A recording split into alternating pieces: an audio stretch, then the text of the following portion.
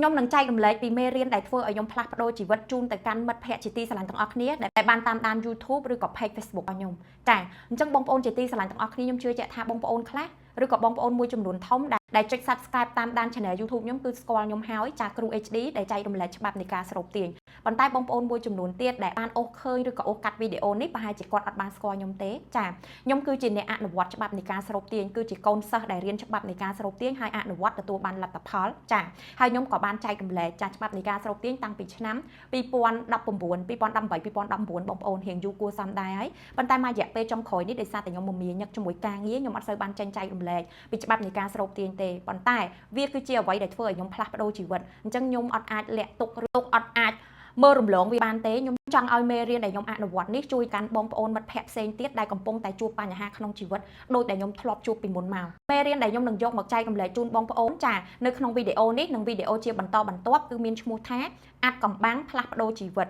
បងប្អូនសាកល្បងអនុវត្ត30ថ្ងៃបងប្អូននឹងទទួលបានចាអភិនិហាឬក៏ការផ្លាស់ប្ដូរជីវិតថ្មីបងប្អូនទាំងអស់គ្នាខ្ញុំមានបទពិសោធន៍នៅក្នុងការអនុវត្តខ្លួនឯងផ្ទាល់ខ្ញុំមានបទពិសោធន៍នៅក្នុងការចែករំលែកជូនទៅកាន់កូនសិស្សរបស់ខ្ញុំដែលធ្វើឲ្យពួកគាត់ផ្លាស់ប្ដូរជីវិតថ្មីអញ្ចឹងបើសិនជាបងប្អូនទាំងអស់គ្នាកំពុងតែប្រាថ្នាការផ្លាស់ប្ដូរជីវិតថ្មីបងប្អូនសាកអនុវត្តបានព្រោះបងប្អូនអត់មានបានចំណាយលុយចាមកលើខ្ញុំឬក៏ចំណាយលុយទៅលើការទិញផលិតផលឬក៏ការជួយទៅ business ខ្ញុំអីទេចាការចែករំលែកនេះគឺដោយបេះដូងដោយបទពិសោធន៍ខ្លួនឯងផ្ទាល់ហើយសង្ឃឹមថាបងប្អូនដែលបានមើលនឹងទទួលបានការផ្លាស់ប្ដូរជីវិតថ្មីដូចគ្នាចាផ្ដើមចេញពីឆ្នាំ2018ពេលដែលខ្ញុំទងន់កូនទី2ចាគឺជាពេលវេលាមួយដែលជីវិតខ្ញុំធ្លាក់ចុះខ្លាំងមែនតើបងប្អូនដោយសារតែពេលហ្នឹងខ្ញុំជឿថាពេលដែលយើងចេញរកស៊ីហើយយើងមានកូនចាយើងជាមនុស្សភ្នែក4យើងរកស៊ីអត់ទាន់គេទេជីវិតយើងគឺនឹងធ្លាក់ដល់បាតជីវិតយើងនឹងជួបការលំបាកច្រើនបើសិនជាយើងមានកូនអំឡុងពេលដែលយើងកំពុងតែចេញរកស៊ីកំពុងតែរកលុយបានណាបងប្អូនទាំងអស់គ្នាចាព្រោះពេលដែលមុនខ្ញុំមានគាត់គឺខ្ញុំលុកដាច់មុខរបរខ្ញុំចាប់ផ្ដើមរីកចម្រើនតែពេលដែលខ្ញុំចាប់ផ្ដើមមានកូនដឹងថាមានណាបងប្អូនមានគាត់ក្នុងពោះបងប្អូន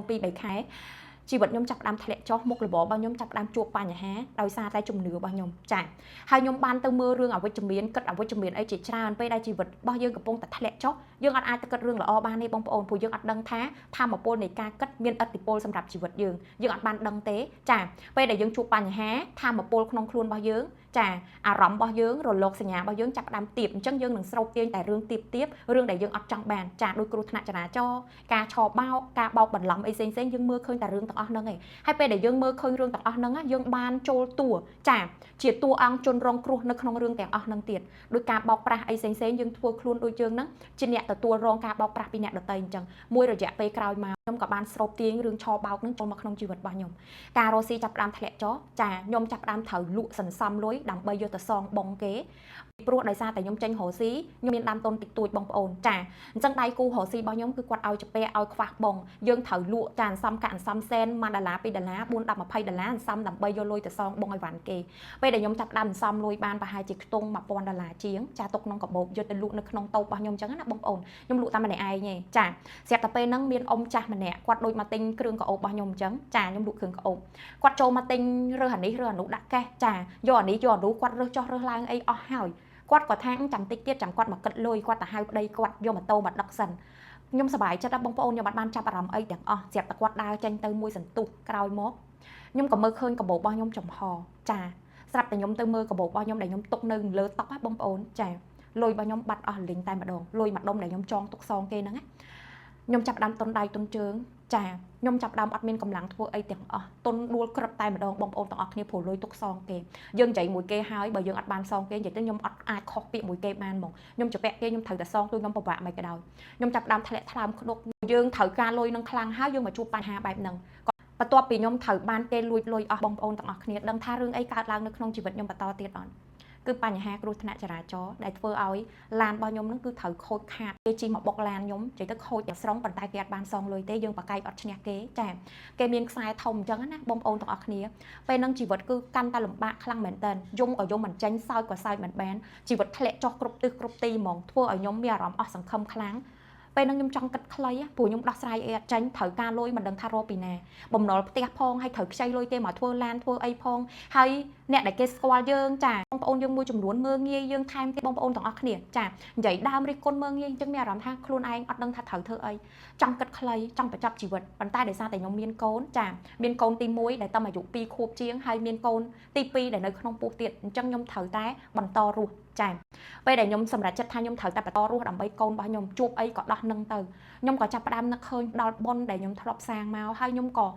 មានចិត្តតវ៉ាជាមួយទេវតាហ្មងថាហេតុអីបានជាខ្ញុំធ្វើតែល្អខ្ញុំអត់ដែលបំពេញគេប៉ុន្តែជីវិតខ្ញុំបែរជាធ្លាក់ចុះបែរជាពិបាកហេតុអីក៏បុណ្យអត់ជួយហេតុអីក៏ទេវតាអត់បើកភ្នែកមើលមនុស្សល្អ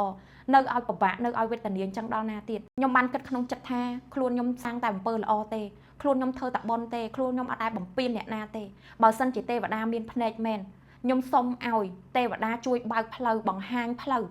ឲ្យខ្ញុំមើលឃើញផ្លូវដែលល្អផ្លូវដែលអាចដោះស្រាយបញ្ហាផ្លូវដែលអាចធ្វើឲ្យខ្ញុំផ្លាស់ប្ដូរជីវិតបានខ្ញុំចង់ឲ្យគ្រួសារខ្ញុំមានភាពរីកចម្រើនខ្ញុំចង់មានបានខ្ញុំចង់ឲ្យជីវិតខ្ញុំល្អប្រសើរសូមទេវតាជួយខ្ញុំផងសូមឲ្យបុណ្យបារមីបុណ្យដែលខ្ញុំធ្វើទាំងប៉ុន្មានបង្ហាញផ្លូវបើកផ្លូវឲ្យខ្ញុំមើលឃើញពន្លឺនៃជីវិតថ្មីបងប្អូនស្រាប់តែ2-3ថ្ងៃក្រោយមកចា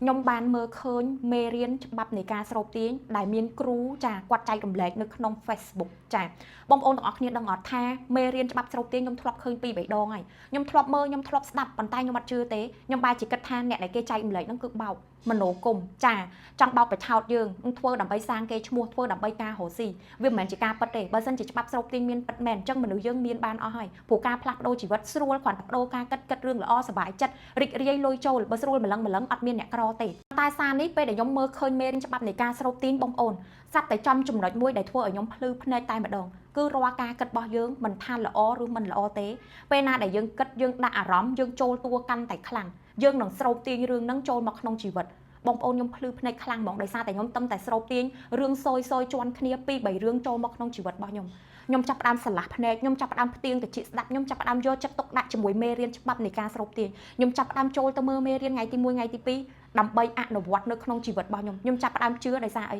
ជីវិតខ្ញុំអស់ផ្លូវដើរដល់ផ្លូវទាល់ហើយបើសិនជាខ្ញុំគ្រាន់តែផ្លាស់ប្ដូរការគិតហើយខ្ញុំអាចផ្លាស់ប្ដូរជីវិតបានរឿងអីខ្ញុំមិនធ្វើបើគិតថាគេបោកខ្ញុំអត់មានអីឲ្យគេបោកទេព្រោះជីវិតខ្ញុំវាអស់ហើយវាដល់បាតហើយខ្ញុំក៏ចាប់ផ្ដើមអនុវត្តច្បាប់នៃការស្រូបទាញពីពេលហ្នឹងមកអញ្ចឹងត្រឡប់មកវិញរឿងទី1បើសិនជាជីវិតបងប្អូនកំពុងតែជួបទុក្ខលំបាកកំពុងតែជួបបញ្ហាសូមឲ្យបងប្អូនទាំងអស់គ្នាធ្វើការអធិដ្ឋានចិត្តចាអធិដ្ឋានដល់ទេវតាអារុក្ខអារក្សអ្នកតាឬក៏វត្ថុស័ក្តិសិទ្ធិដែលបងប្អូនជឿសូមឲ្យពួកគាត់បើកផ្លូវសូមឲ្យអំណាចនៃផលបុណ្យដែលយើងបានសាងដឹកនាំជីវិតយើងឲ្យមើលឃើញពន្លឺថ្មីមើលឃើញការផ្លាស់ប្ដូរជីវិតថ្មី